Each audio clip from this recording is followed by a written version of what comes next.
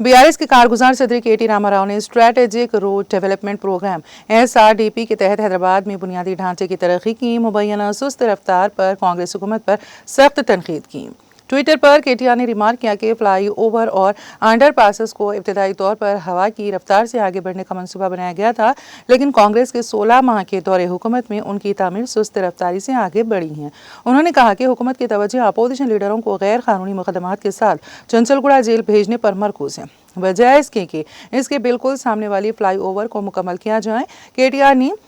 शिल्पारी layout पर दूसरे दर्जे की पुल पर भी तशवीश का इजहार किया, जिसका मकसद बैनुल अक़वामी एयरपोर्ट से राब्ता बढ़ाना है, लेकिन ये नामुमकिन है और इसको नज़रअंदाज कर दिया गया है। उन्होंने मज़ीद बताया है कि शास्त्रीपुरम ROB पर काम कई इलाकों में रुक गया है, जबकि कुछ मुकम्मल शुदा ढांचे का इफ्तिताह